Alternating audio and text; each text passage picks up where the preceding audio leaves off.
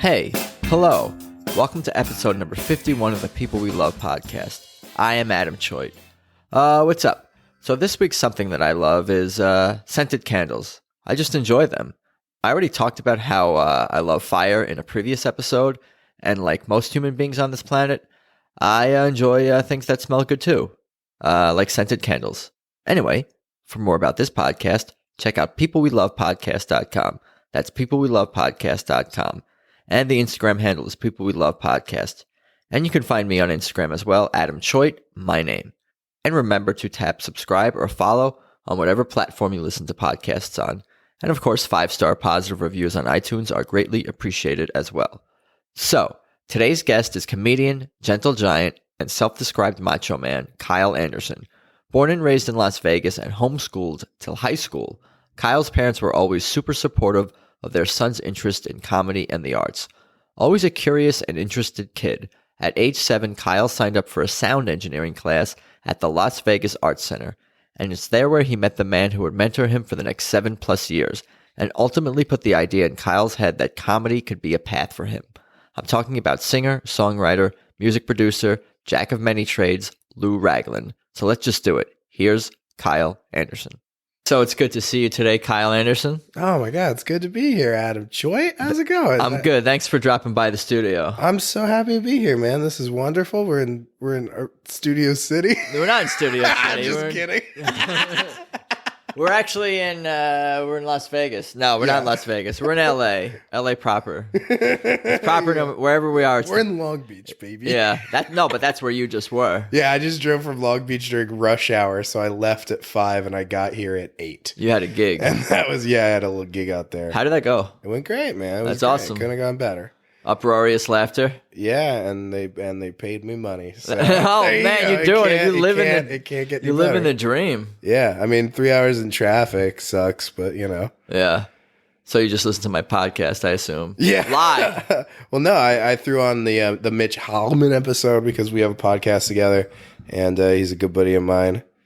Yeah, that's awesome. I know Mitch. I talked to him. He once sat where you sat. Oh my God, our butts have touched you just described. All right, we're gonna well, let's move on. Why don't you tell me about your life, and we'll start from birth, and then leaving the hospital. What if you remember that? Or if you were told about it. Cold November night. No, you're gonna be good at this, I think. Yeah, I can see why Mitch wants to work with you. Oh boy, I was born and raised in Las Vegas, Nevada, and really loved it out there. You know, it's a great place. Growing up out there is kind of weird because everything's so like adult centered.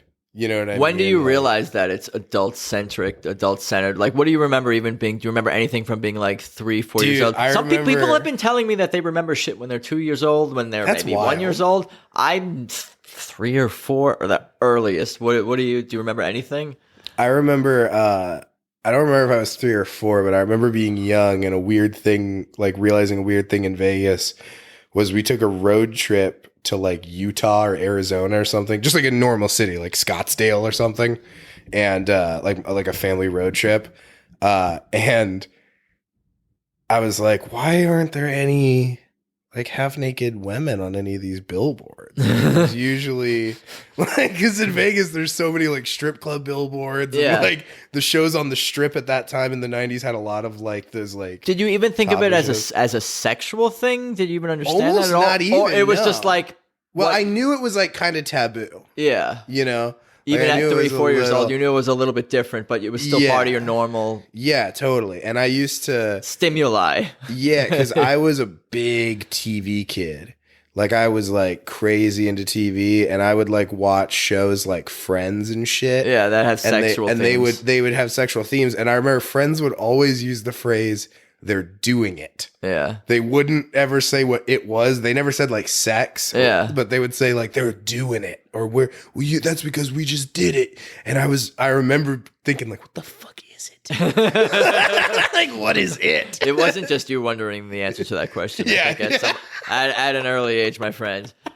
But Okay, that's interesting. That the whole Vegas perspective. Yeah, in fact, now you want to know the boldest shit they do with the billboards in Vegas?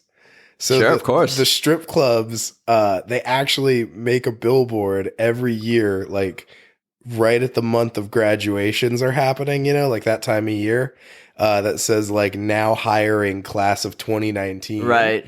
And like that is bold, bro. But they know their audience would have that humor and be interested. Exactly. That's the thing, bro, is like you just gotta know your audience. Like I fucking hate Donald Trump, but that dude knows his audience and he goes up and kills. Right. You know what I mean? Yeah. Like you admire him from a public speaking perspective. I just admire him because he knows what to shovel to these Right. monsters for them to be like, yeah. Yeah. No. Like, there's something to be said for playing to your base. yeah, I mean, for sure, fuck, man. I guess. What about like all your like the kids your age and people you knew when you were like 4, 5, 6 years old, like early school or whatever? Did they have was it weird, like, growing up in Vegas? Did other people notice the sexual billboards and the slot machines and the supermarkets and think? What did they all think of it?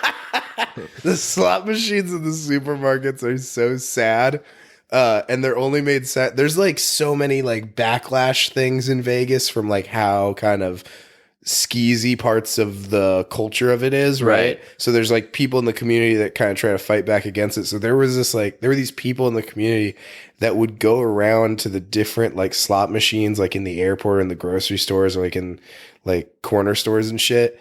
And they would leave little pictures of children that says "come home" on the picture of the children, because so many adults were like neglecting their kids after school to gamble at like grocery store. Yeah. So was that an effective anti-gambling addiction campaign? If it made one person go home, right?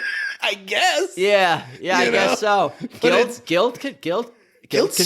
can be motivating. Guilt is powerful. Yeah. That's why it's baked into religion. It is strong. Yeah, and you put that visual, again, stimuli in front of them. They'll be like, oh, shit, maybe I should, For some reason, I know it wasn't, but I'm remembering it as the picture of the kid being the chubby Latino kid from Modern Family.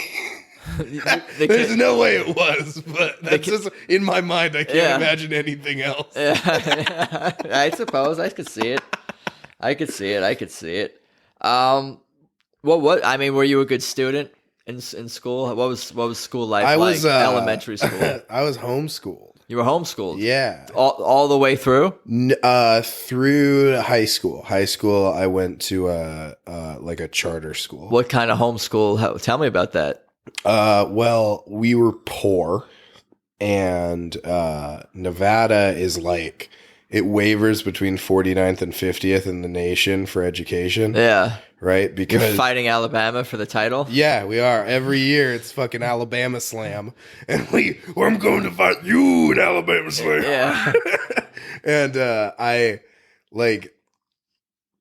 so I mean it's a terrible school district. I mean, it's funded by the casinos that only really want people to be smart enough to be staff at casinos. Yeah. So it's like the curriculum is made by a company that's like parent company is a casino. It's fucking terrible. I hate to break it to you, but all the textbooks throughout America are made by corporations with interests. Yeah. And other vested interests in what people know. But that's a whole nother conversation. Terrible. Yeah. But absolutely. So it wasn't so you were homeschooled. So we were homeschooled because especially the schools in like my area were like really notoriously bad. And so my parents were just like, my mom was like, well, like, I'm just going to stay home and fucking teach them myself, basically. And then she started like a business where she basically set up other people to start doing homeschooling, because a lot of people would be like, I want to homeschool, but I don't know how. Yeah, that's what I'm going to ask. Was there an online component to it that she would steer, or she would teach you all different subjects? There's a curriculum that she could. What you would have to do is basically prepare a curriculum, and then you would have to go to the school like the school district offices once a year, and you submit them their curriculum, and then in like 9 to 10 days they look over it, and then they're like, okay, This is a state. this is a state thing. But most people, there's no like, they don't have like a core curriculum to go off of. They don't have anything. So Loose standards. No standards. No standard. No standard. It's just like up to their interpretation. Gotcha. Of whether they want to accept it or not. Right? Gotcha. Like, do they feel it's enough of a curriculum that you've put together? I would love to be able the person to decide that. Yeah, for you're everyone. just stamping people in and out of existence. No, there needs to be more art. No, there needs to be less art.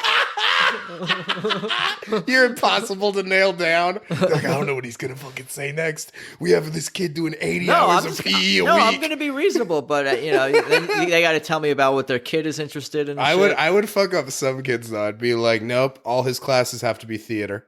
Yeah. Like, this kid's only doing dramatic arts. Well, that would be the kid who would want it, and then the parents like, no, you have to take everything, and the kid's like, no. He's like a really flamboyant, clearly gay child, going to be gay child who loves theater, and then parents like, no, you have to do other things. You have to play sports. Yeah. Oh man. You gotta let people pursue their dreams. Yeah, you got to. No, but be flexible and evolve and blah blah blah. Yeah, blah, blah. yeah. No, I do think that my parents put me in a lot of like extracurriculars, like from a young age, just so that I would be like, like socialized around other kids, because I was obviously. So you're not like, a freak, is what you're saying? You're not a homeschool I hope freak. Not. A lot of people don't like when I tell them that, they're like they don't realize like, and I usually tell people, if you told somebody that you thought they were homeschooled, that's an insult. Yeah, like that's not cool to say. No. Dude. Yeah, no, I'm not that way, but it's I guess it's somewhat surprising to hear, because it's not something you hear often. But there's a few. And then when I did high school, I did like a charter school where you basically got to take college classes at the college, and you just got high school and college credit. So I was like, if I have to take algebra. Yeah. It's the Kill same. two birds with one stone. Yeah, exactly. And I get to take classes at a fucking college. That rules. I was like fucking 16. I was like, fuck yeah, I'm going to college right now. Yeah, that sounds. I want to go back. Did you enjoy being homeschooled, or what were your feelings about it? Yeah, I mean, I heavily fucked with not having to wake up super early every day, because it was way more chill than that. But your mom still ensured that you. Yeah, I mean, I still had like assignments due. I still had like tests. It was obviously like way worse because you're living with your teacher. Yeah, exactly. Like it sucks because it's like if you don't do your schoolwork, like she knows where you are. Yeah, she can take away your shit. Yeah, and she knows if you didn't do it. I would tell my mom, yeah, it's done, and it might be like partially done. But yeah, but and your mom could just literally look at it and then, then.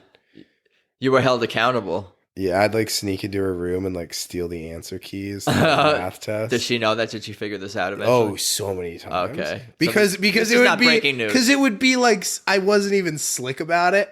It would literally be like I was failing every test and then I had every answer correct. Yeah. And I showed none of my work. And she's like, okay, well, what happened here? And I was done in 8 minutes and I was just like, I'm a genius. Yeah. He's like this little You were smart. You were smart enough to be able to figure out how to steal the test, but not smart enough to know that you should have got a few more wrong. To execute. Yeah, exactly. I was smart enough to have the idea to rob a bank, but not wear a mask. Yeah. Like that. Something like that. That's where I was at. Did you have siblings? Yeah, a little brother. And he was homeschooled also? Mm-hmm. And he but he actually started going to a charter school in middle school. Gotcha. That was just kind of like a international studies school, so you just got to learn like they had like it was basically a normal middle school with like cool electives. Like he got to take like I think he took like Spanish and skateboarding. Yeah. As like his electives, which was cool. Yeah, no, that's awesome. And then he went to a performing arts school in Vegas called the Las Vegas Academy. And he graduated for like theater sound tech. And so now he's working, doing like a bunch of big productions, like on the Strip. Like he did Lady Gaga's concert. Wow. And pilots. Wow. So he's doing a lot of, because he's willing to like run around and lay all the cable and shit. Yeah. So the old guys are like, yeah, call up Bryce. He'll fucking, we don't have to touch a Maybe fucking I'll cable. interview him. Yeah. He's probably had He'd be fun. Yeah. a lot of cool experiences and Yeah. production and whatnot. Yeah, he has. He had a fun story about he did Lady Gaga's concert, and he said that Lady Gaga's parents were there, and they're just like an old New Jersey couple. I'm sure. And his mom walked around and like shook everyone's hand and was like, "Thank you so much for working on my daughter's show." Oh my goodness. And then the dad was like, "Oh, I'm sorry, I meant to shake everyone's hand, but I'm too high off this edible." And I'm like, dude, I fucking love Lady Gaga's parents so much. I want to do with them get them both on the Yeah, and they can talk about her. I don't care about Lady Gaga. I just want to hang out with her parents. Yeah, that's what I mean. Yeah. Yeah. Exactly. Oh man. But yeah, and then I have an older sister, but she's like much older than me and already had moved to Alaska. Yeah. To live with a cousin of mine. Gotcha. So what?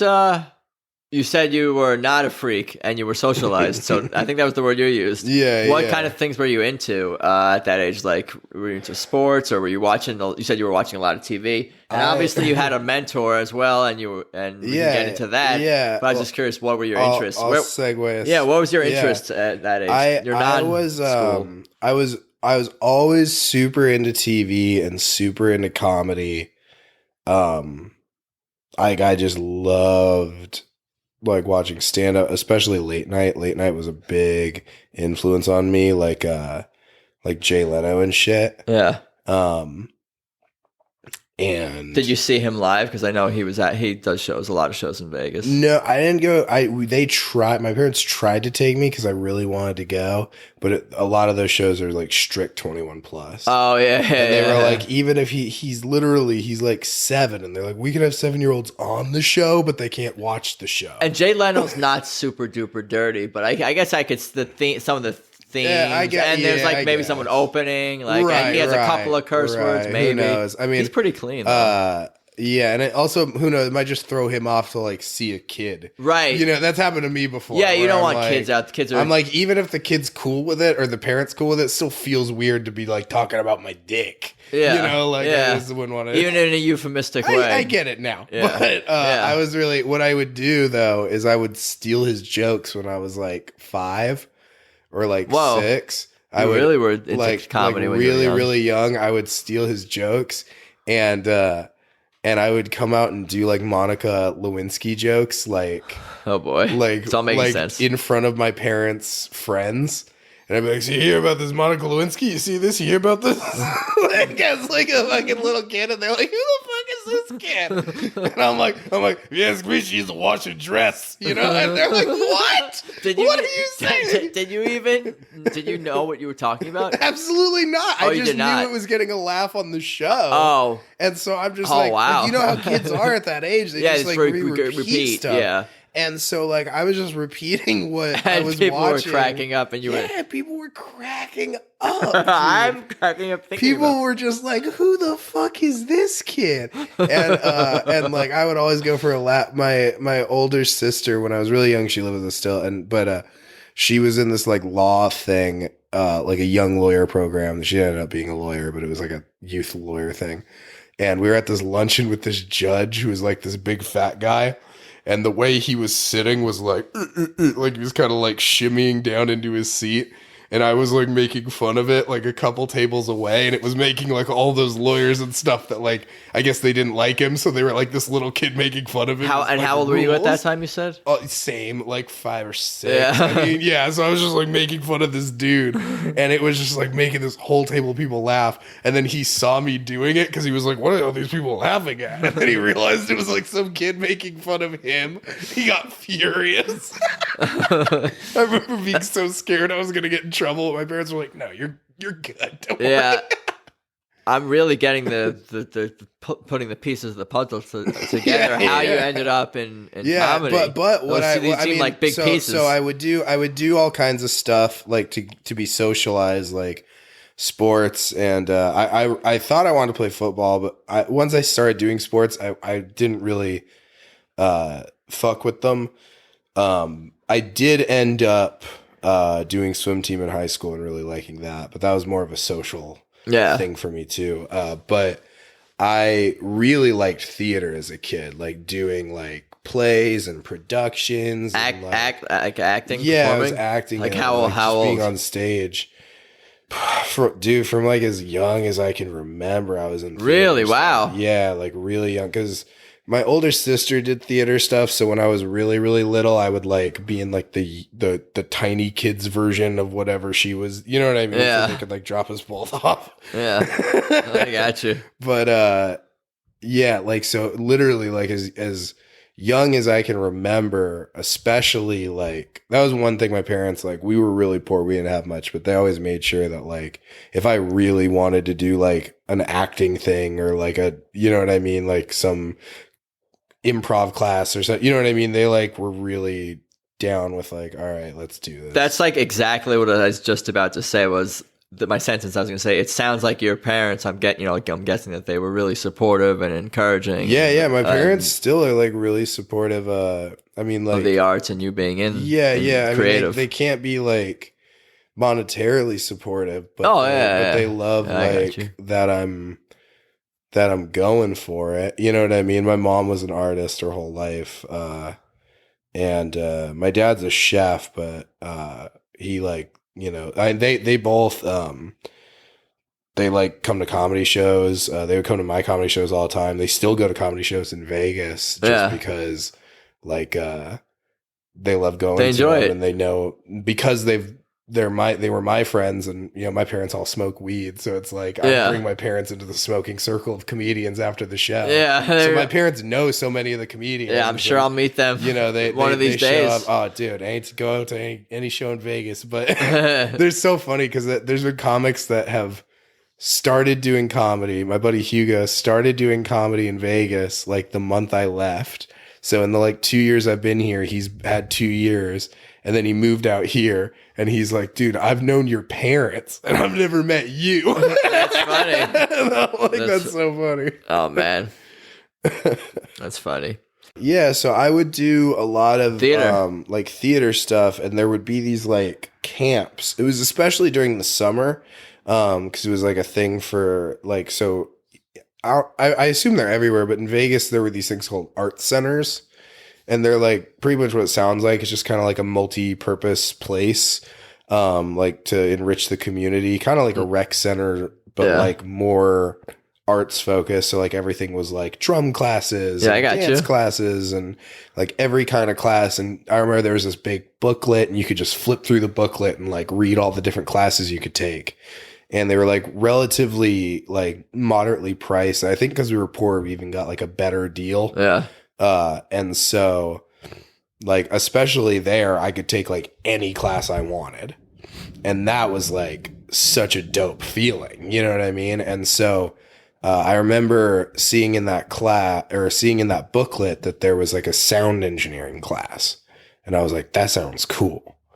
And, so I went to go take the sound engineering class and I show up and it's like a bunch of like grown men who want to like learn.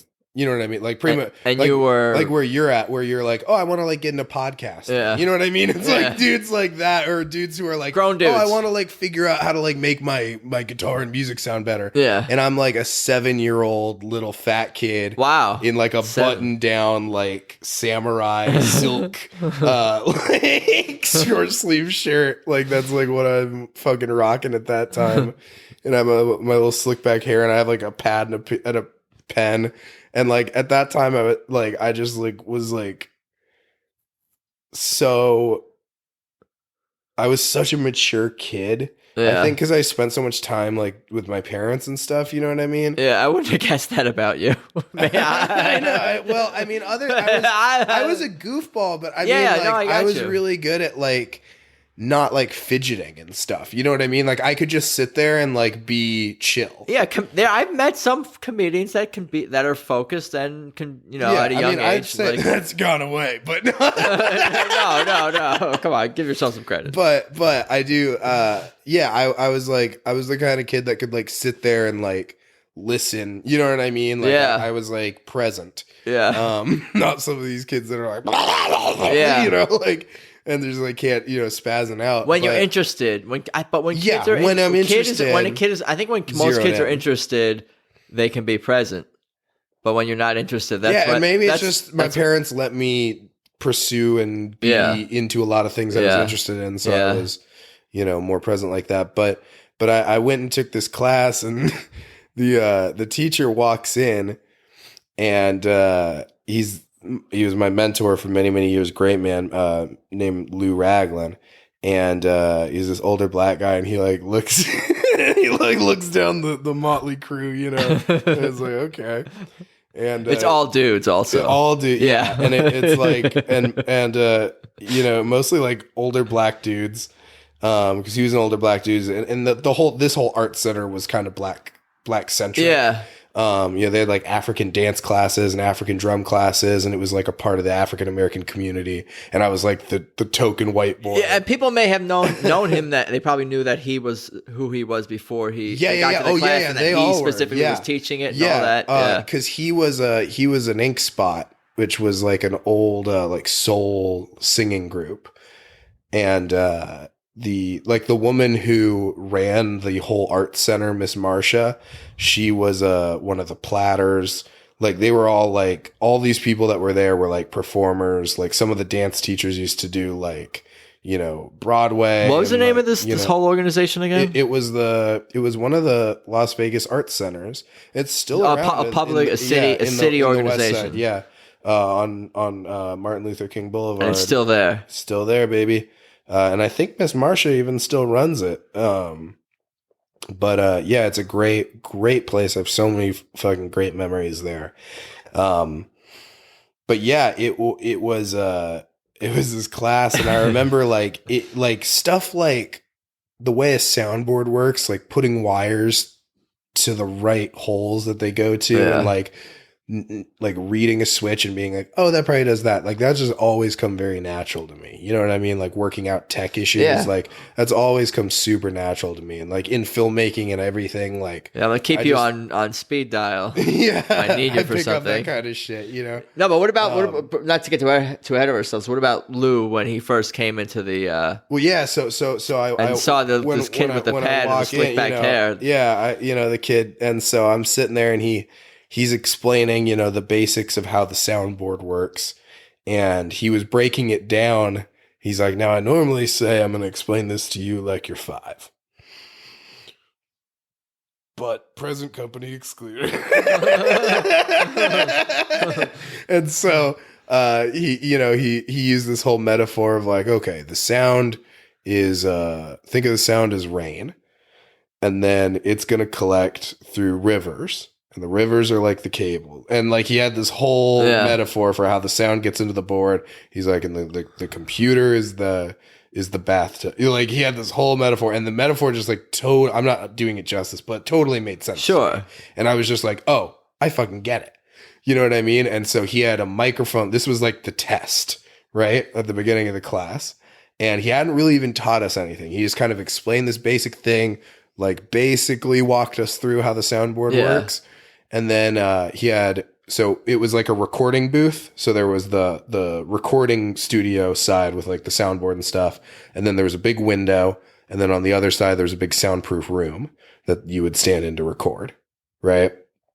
And so he had a microphone and a singer set up in there. And he, had her sing, and it came through and it sounded wonderful. Right. And he's like, okay, now what I want you to do is everybody leave the room, and you're going to walk to the back door of the art center, and then you're going to turn around and come back in the room. And so we're all like, okay. So we all do that. We all go, walk out, we come back. And then he's taken all the wires and like fucked them all up.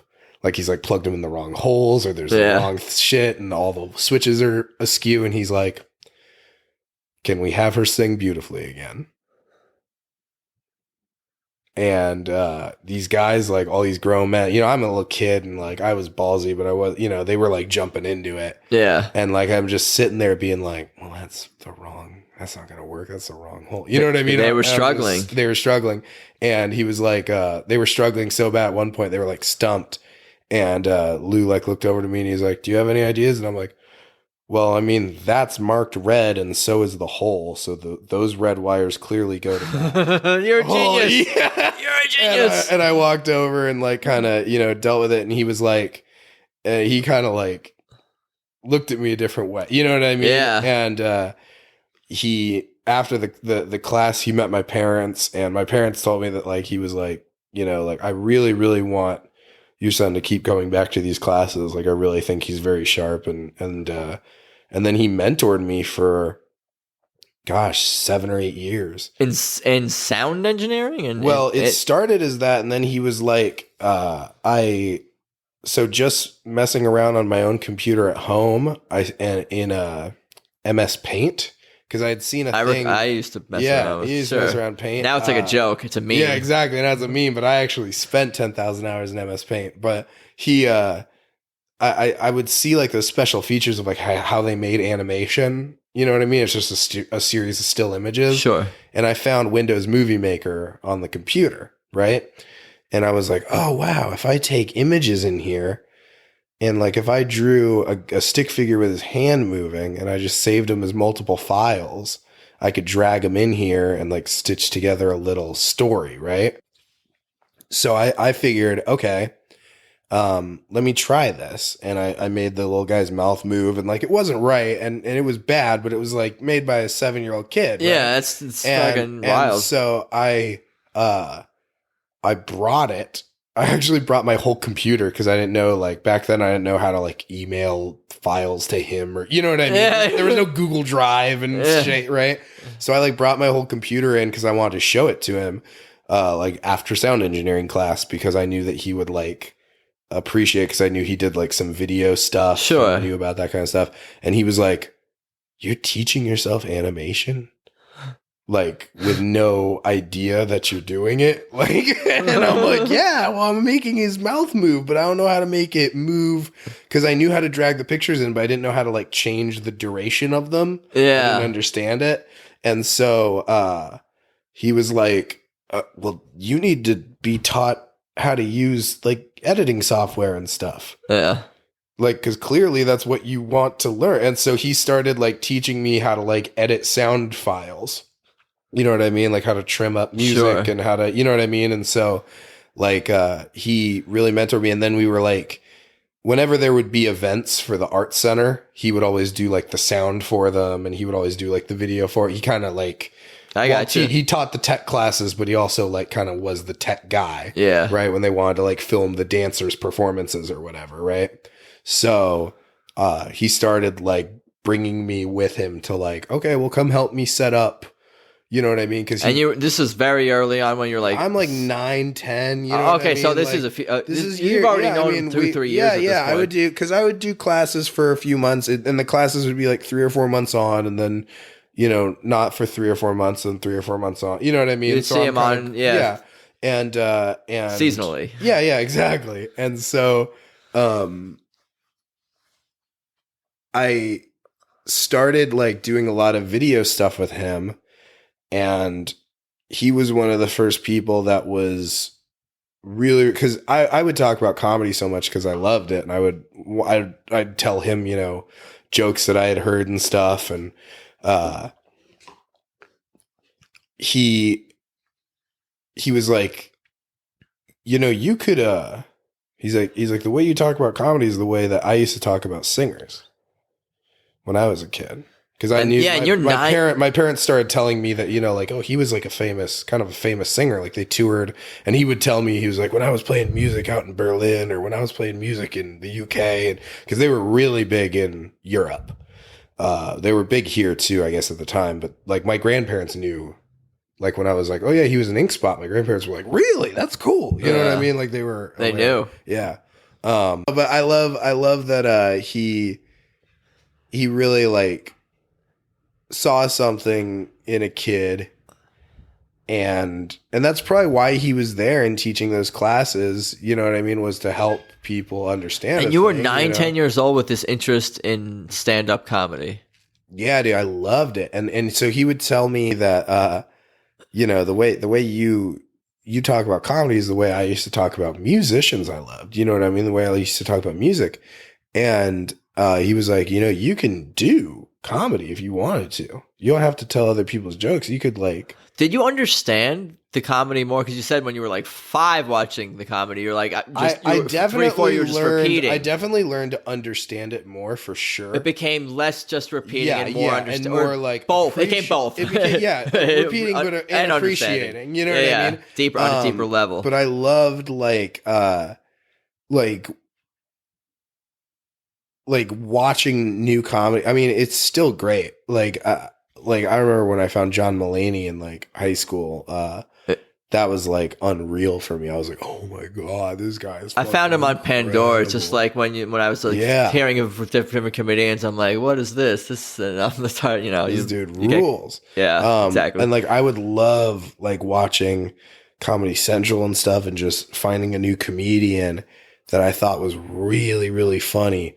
And I didn't even really know that you could look up comics on the internet or anything, but I would just remember their faces because they were so funny to me, but it never really occurred to me that I could be a comedian one day. You know what I mean? Well, you're just a kid. You were 9, 10 years old. It didn't really like occur to me of like, oh, I could go do that if I wanted to. You know what I mean?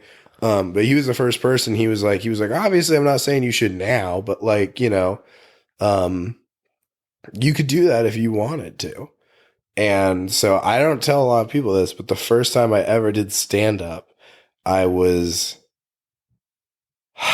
maybe 12 or 13 in like a talent show at one of the art centers. And I mean, it was just like, it was like a pure talent show. Like it was all like 10 to 12-year-old kids. Like there was age brackets too at the talent show. Yeah. And so it was like 10 to 12-year-old kids. Very organized. Very organized. I remember in my group, for like, I guess Wicked had maybe just come out. And because I remember specifically that song Popular. I want to be popular. Like 3 girls in my age bracket. So it's out of like 10 girls saying Popular. Yeah. But I did stand up, and it was like stand up that like my mom helped me write, you know what I mean? Yeah. Like and like helped me get ready to perform. But I was really excited. I got some laughs on it, and it was just like, I mean, it was just a fun thing I did one time when I was a little kid. But he was the first person that ever really was like, you could, you could do that if you wanted to. Yeah, that's cool. You remember that, and it's cool. In the way you're saying that, I feel like you're conveying his tone in the way that like the casualness is like shows his belief. Yeah, totally. No, I but also in a way that's not forcing you or saying no, not saying like you need to go follow your dream. Yeah, you know what I mean? It also wasn't that. It was just being like, hey, you could do that if it makes you happy. You know what I mean? Like, yeah, that's awesome. That's cool. So where did we go from there? Because you said you kind of started to get into stand up at 15. You were telling me. Yeah, I mean, I really got into stand up at 17. Yeah. So what led up to that? How was middle school and high school? Because you said you went to public or charter school. Oh, well, you talked a little bit about the charter school. It was like my senior year. And I really, really, always had that stand-up itch. Really, really wanted to do it badly. And I knew this kid through theater friends. I was never even in a production with him or anything, but I would like meet him from like other theater kid like birthday parties or whatever, and his name was Raheem Wilson. And funny dude, great guy. Love you, Raheem. He rules. But I saw him post on maybe MySpace, maybe Facebook, but maybe probably Facebook at that point. But I saw him post that he was gonna that he had just done stand up for the first time, and I was like, whoa, like Raheem's doing stand up, like I know Raheem. You know what I mean? That's all it takes is to see if he can do it, I can do it. Yeah, yeah. And totally. I know slight to him. It's just helpful to see someone. Helpful to see someone and that know you know like, in the flesh actually dude, doing it. Even at that time at 17, I still didn't. I don't think if you asked me like, "Hey, how do I become a stand-up comedian?" I don't even know if I knew about open mics and shit. You know what I mean? Like, I was like, "How do you even write material? How you know what I mean?" Like, you were a fan. Get it? Yeah, I was a fan. So, I hit him up and I was like, hey, dude, like, I have like a couple of things. And a lot of people that have always wanted to do comedy have this. They have like a couple of things that they're like, maybe that story or like maybe these couple of thoughts I've had about my mom or whatever. Yeah, sure. Like, maybe I do that. And it's yeah. And so I had a couple of those things like that were like burning. And so I messaged him and I was like, dude, like, can I buy you lunch and like just like run some of these ideas by you or whatever? And he was like, dude, just come to the show on Sunday. And I was like, oh shit, Sunday, I could do that. Like, I don't have anything to do Sunday. And just by fucking happenstance, like he was getting into stand up at that time and was making these Facebook posts about it. And a bunch of like friends and friends of his were coming out to these shows at this hookah lounge on Sundays. And just by happenstance, all at that time, we all kind of tangentially knew each other through like groups of friends. But there were like 4 or 5 of us that were all super young, like 17, 18. Sure. All started doing stand up at the same time. And it was kind of this like weird, like young rise in the scene, like all at the same time. That's cool. Yeah. And so like my buddy Jacob Borja is like still one of my best friends. He lives in New York now, but like we all started doing it. My buddy Devin Serrato, he does rap now. So does Raheem. They both transitioned to music more predominantly, but we were like a little comedy group together. We called ourselves Casual Comedy. No, that's cool how organic like something like that happened. It really came together. Because you all were like just so inspired and had such unique journeys. Yeah. It's not like you all just, we went to school together. We were 5 people. We went to this public school and we all just came together. Everyone kind of seemed to come from different places. Yeah, it was just naturally. It was like all these dudes just wanted to do it. And it was this hookah lounge called Calliope's. And it was like my home club essentially, because within 2 or 3 weeks, it went from it was always like kind of an urban room, and it went from just being that to like now being suddenly like half urban room, half like high schoolers. Yeah. You know what I mean? Or like just out of high schoolers. And so it was this cool, like young, funny, like urban rooms already are so good. And then you add in like, you said urban room? Yeah. What's an urban room? Black rooms. Yeah. You know what I mean? But like they're usually like, I find those crowds fucking rule because they're just rowdy. They want you to touch. Are you talking about where comedy show? Like comedy show. Comedy rooms. Yeah, okay. totally. Yeah. And then so you add in like all these high schoolers that like, well, they get weird references I can make. You know what I mean? So like I can say some crazy shit. And then I can make like weird references, which in your first couple of years of comedy, that's kind of all you do. You know what I mean? Yeah. And so, like we just had this trying to make your friends laugh. Yeah, trying to make your friends laugh. We just had this great place that like every Sunday, there's not a ton of comics in Vegas. It's a pretty freaking small scene. So every Sunday we would get up.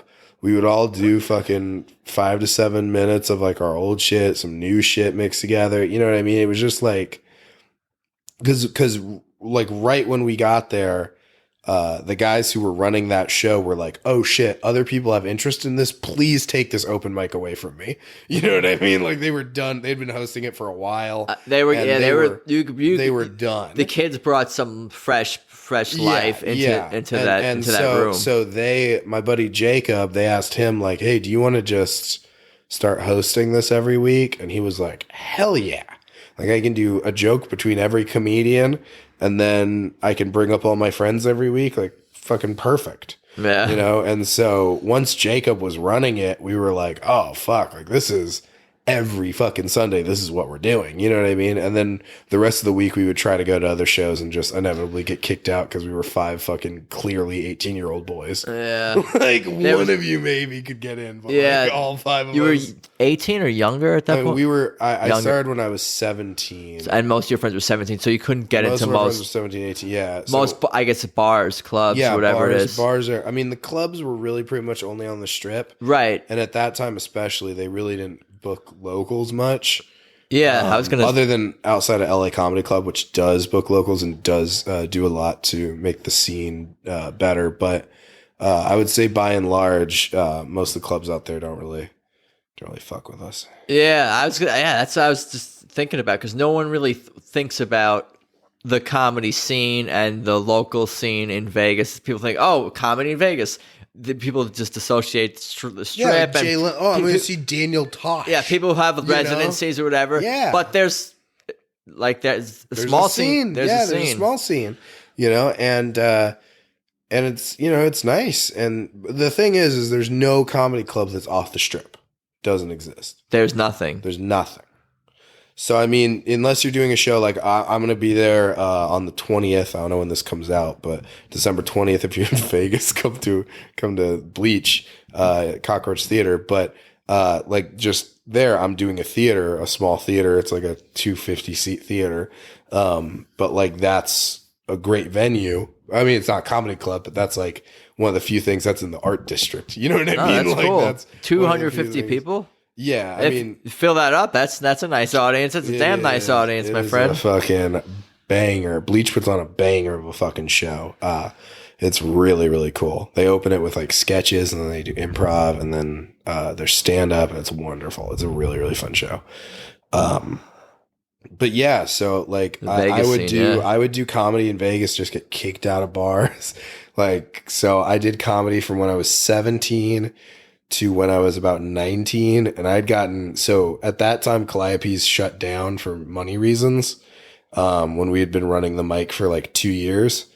And we tried to run shows at other like pizza places or other stuff, but just like, you're a hustler. That's awesome, man. Calliope's was great because the dude who I'm still good friends with, King O, who owned the place, loved comedy and loved the comedy club. Yeah, that sounds like such a cool part of your life. That is so key to a show being good, in my opinion, is the venue being like, we fucking love this. You know what I mean? Like an owner being like, I love that comedy show. Yeah. Because when it's like, let's see what this comedy show can do, it'll never succeed. You know what I mean? Because every comedy show has bad fucking shows. Every comedy show takes a while to get off the ground. Right. You know what I mean? Like, it's one of those things where, like, if a place is like, maybe, it's not going to fucking work. They're not going to give it a chance, bro. So it's like, I really think that, like, the reason that place was so great for so long was because King O let you say whatever you want. You know what I mean? Like, he it was a great place. Cool. But they shut down, and then we were just getting so relentlessly kicked out of everywhere. Like every bartender at these bars knew who we were. Do you write about these stories? No, I mean not much. I feel like or use them in your stand up or something like that. Yeah, I'm at a point in my stand up where I'm really trying to get better at writing more about myself and my experiences, because I have a lot of hesitation to do that because I don't think my own life is particularly interesting, but then people tell me shit like that, or like I told Annie Letterman this fucking crazy story about one of my best friends in Vegas, Zach. His mom, this is a real thing, was stripper of the year 2 years in a row, and they have like a parade for stripper of the year. That seems like there's a gold mine. Yeah, and that's what she was telling me, and I was like, I've honestly never thought to talk about it. Ever. That's also more about her. Right. Yeah, there's that. That's true. But yeah, so it's like I'm really trying to get better. I've been working on this story a bunch about this time in high school when me and my buddies went on a road trip and we accidentally bought a hooker. Like, we didn't realize that she was a hooker. And what did you think you were buying? We didn't think we were buying any. Okay, I'll tell you the story. I'm not gonna tell you a bit, but I'll tell you the story how I would just tell it, like if we were drinking. Say whatever you want. Yeah, it's up to you. So Say whatever you want. I killed her, Adam. We're gonna get into kind of we'll catch up to date where you are, because we got 17 to 19, and then we got to get into early 20s and catch up to the present. So I'll let you. I don't want to take up too much of your time, but I will. The long and short of it is basically my buddy. He's running for political office. So he's very innocent in this story. My buddy Josh Collins, who's actually running for Congress. He's like the youngest person to ever run for Congress, and his opponent just dropped out of the race. So I think he's going to be a congressman in Washington.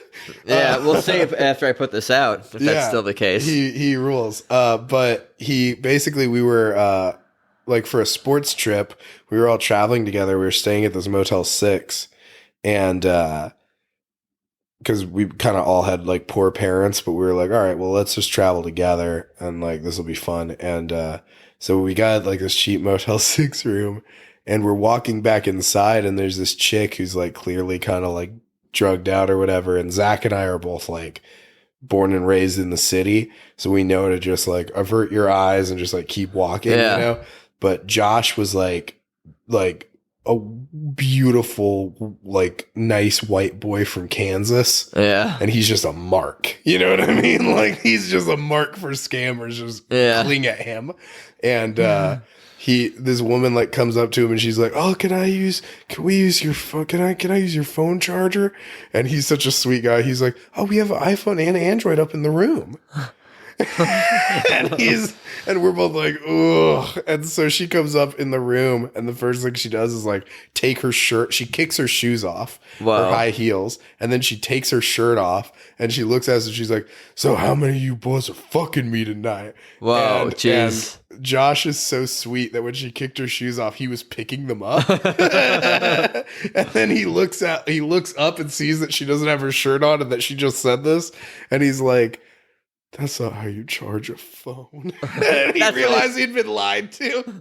Oh my goodness! And so it was a whole thing. That's the congressman? I get it. Yeah, that's the guy who's running for Congress. I'll vote for him. I'd vote for him, right? Just based on that alone. But yeah, so and then we get into a whole bunch of other shenanigans than that. But yeah, so I was doing stand up 17 and 19, and then 19 I had been so relentlessly kicked out of everywhere that I decided to take a break because it was just getting I could get up like once a month. Yeah. You know what I mean? Like I was like, this is just frustrating. It's kind of a waste of my time, it feels like at this point, because I'm not getting like good fast. You know That's what I mean? That's a shame. Like what I wanted to do, I was like, I'm gonna focus on writing, because at that point I'd kind of started to get interested in screenwriting and like trying to write TV and that kind of stuff.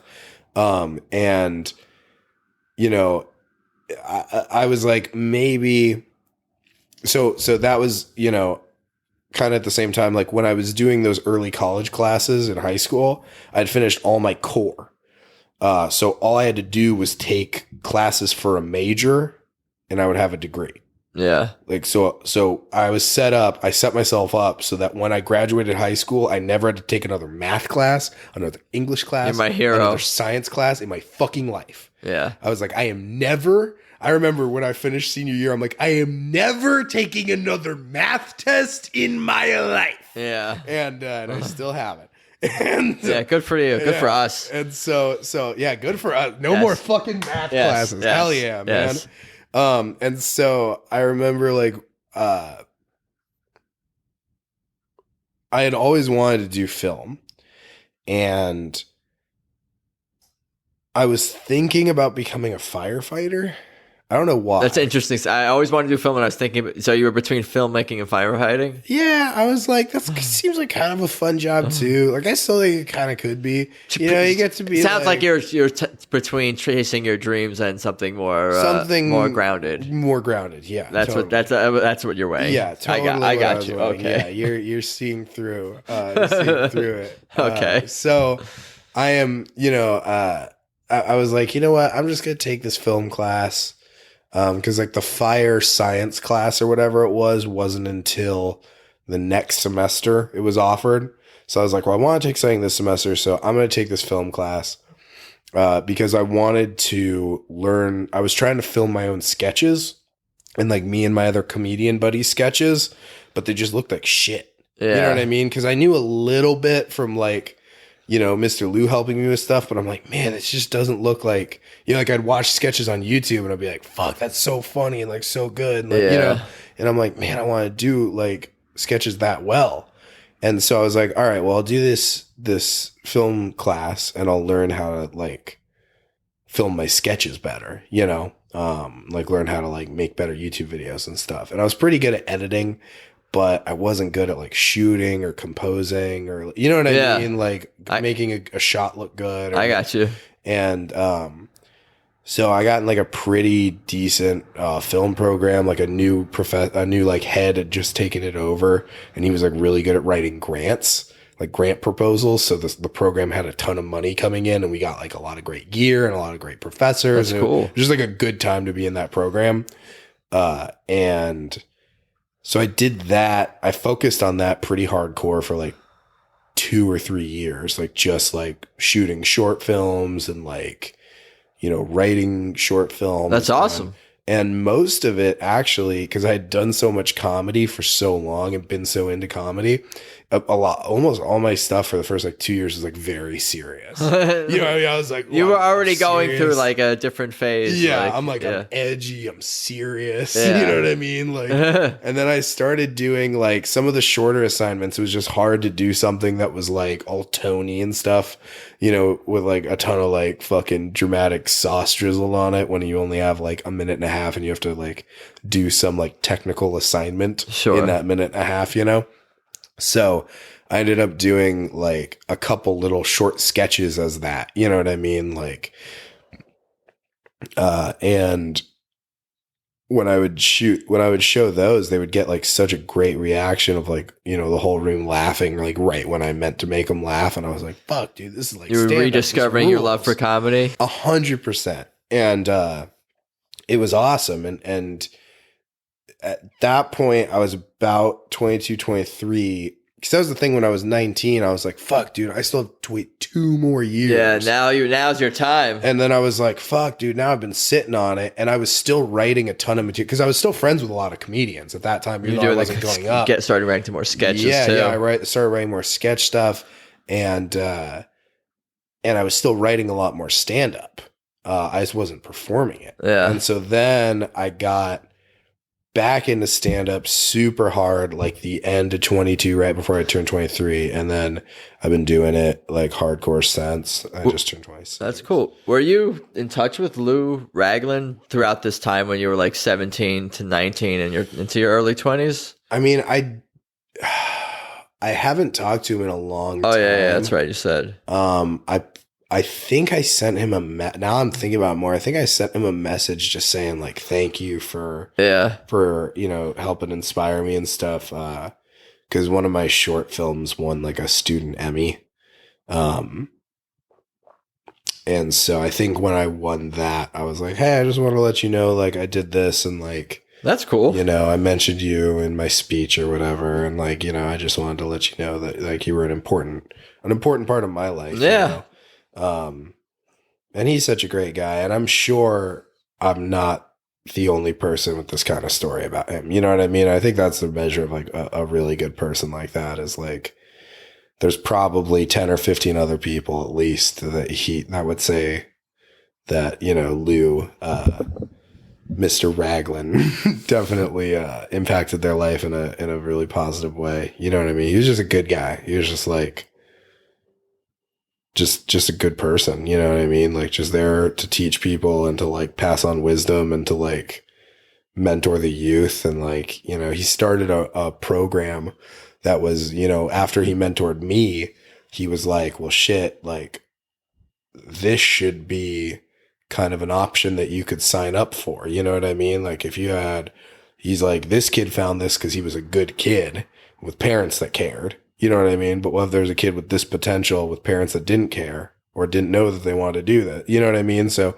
he kind of created this program that would take at-risk youth and like kind of pair them with like a mentor in the entertainment or like production industries to try to teach them like, a well-paying craft. Something that kind of they're interested in, or expose them to potential interest in, and teach them about video or sound or animation or whatever. And this was all inspired because your sort of mentorship developed with him and the idea of kind of our friendship and our that's fucking amazing, man. And, it was. Have you told a lot of people that? Do people know that? No. I'm trying to remember the name of the pro. It was called like Synergic or something. It was like synergy and another word put together. Is that still going, this program, or something? Quite possible. Probably something similar. I'm sure. If not this program, it's there's other programs at the Art Center that do that because of this program. You know what I mean? Yeah.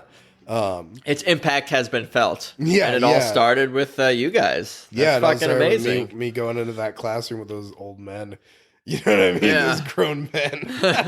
You with your slick, little chubby kid with the slick back hair and the pad. Dude, I remember I had this silk shirt with all these Marvel characters on it, and then I had a silk shirt with a samurai fighting a tiger, and I had a silk shirt with all these Hawaiian silk shirt that was orange with like guitars on it and like Hawaiian flowers. Yeah, I was a fucking dork, bro. I'm picturing an animated version. Jean shorts. I'm picturing an animated version of you doing this, just based on, because I know it's been on it keeps coming up with you talking about you doing animation. We were talking about our comic friend Willie Simon. I see it, what he's posting. Yeah, Two Dumb Baby, that rules. Yeah, his little that fucking rules. Yeah, Willie Simon's little animations, and then Dr. Katz. That I was talking about the old '90s Comedy Central show that did animations. High, yeah. No, that's not true. It's legal. He's a good boy. It's legal. It's illegal here. No, that's cool. Those stories for sure. Yeah. It's like that place, the Art Center, it's the kind of place that that place will never be celebrated. You know what I mean? There will never be a documentary about that place, really.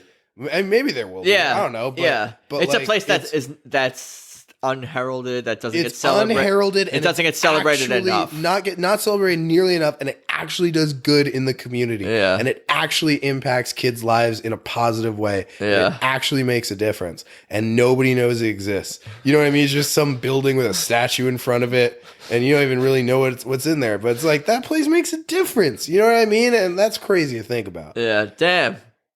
That's wild cool. to think about. Yeah, you're 26, 27, you're doing stand-up, and you can tell me more about how that's going, what else you're working on. Yeah, man. Right now I've got some really fun projects. I've been my boy Steven Randolph, door guy, motivational speaker, sober icon, haircut aficionado. We're writing partners. We do this project called Martin Martins. It's a character that he developed that I kind of helped craft into like a show and a movie that we're writing right now that we have some interest in. And he's the main. He plays the character Martin Martins.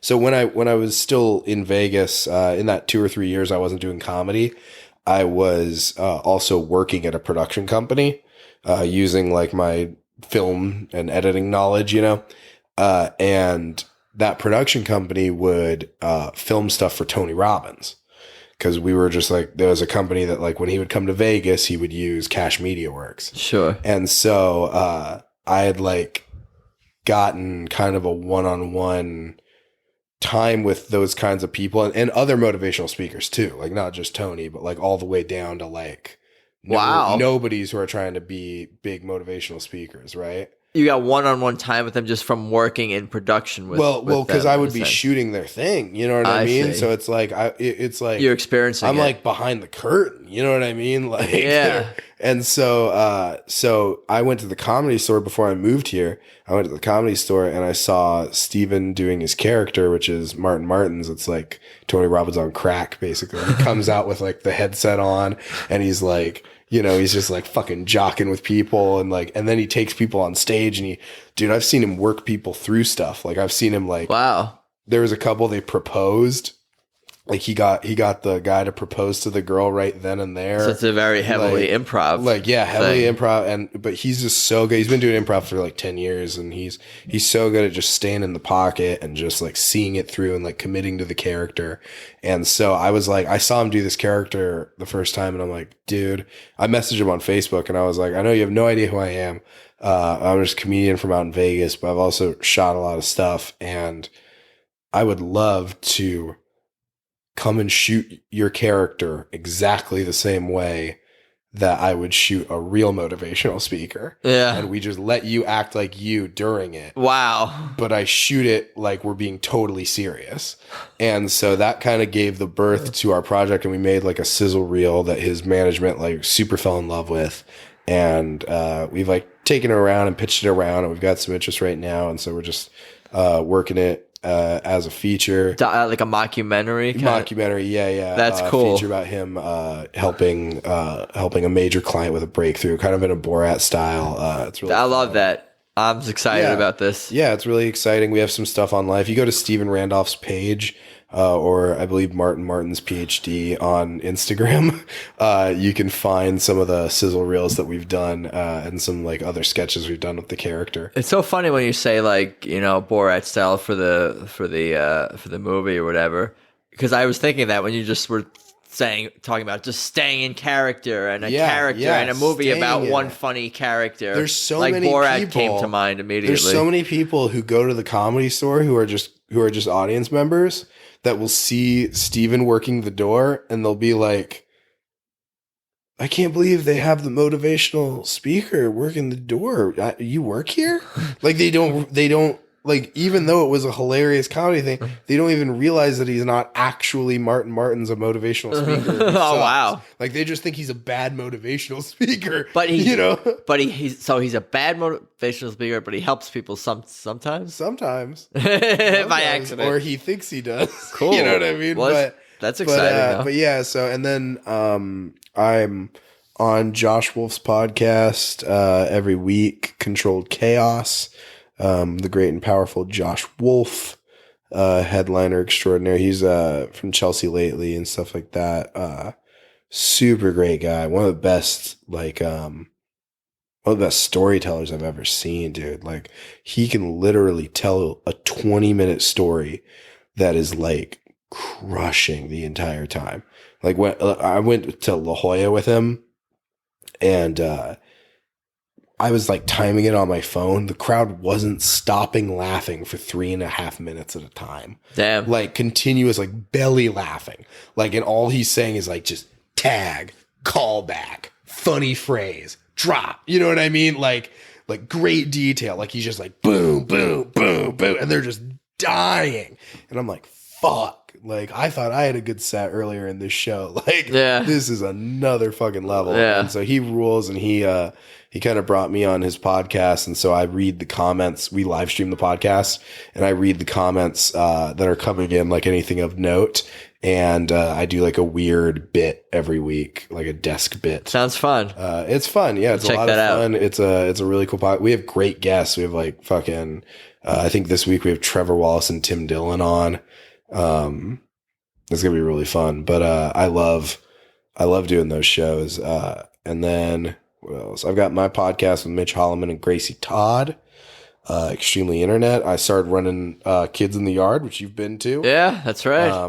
Doing another one this Man, you are Saturday. fucking busy as fuck, man. Dude, I'm busy as fuck. I produce Stephen Randolph's podcast. I produce a podcast about sports with Punky Johnson and Nick Kekaris. I cut clips for another show Jazz does called High Live.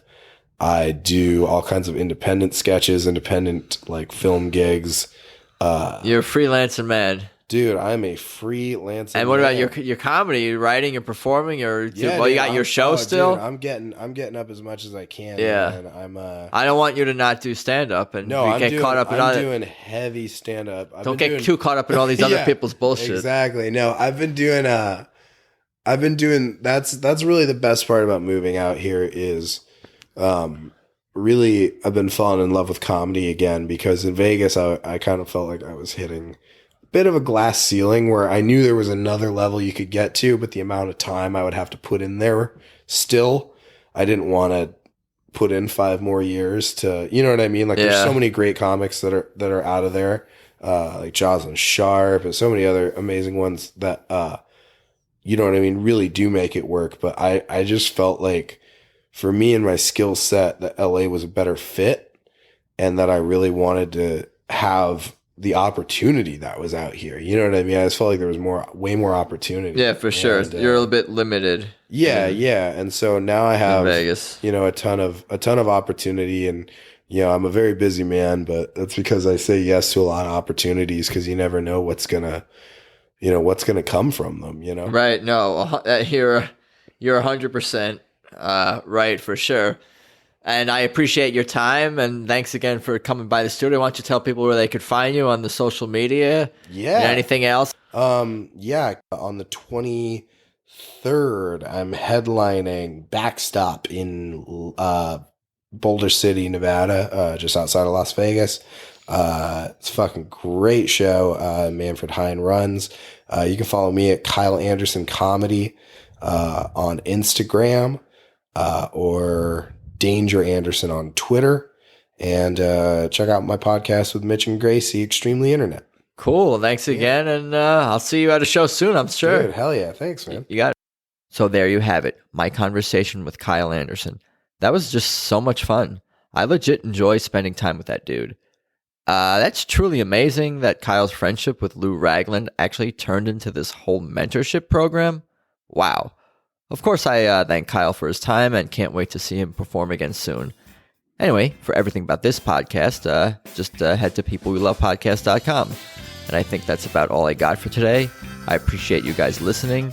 Thanks as always, and let's talk soon. Peace.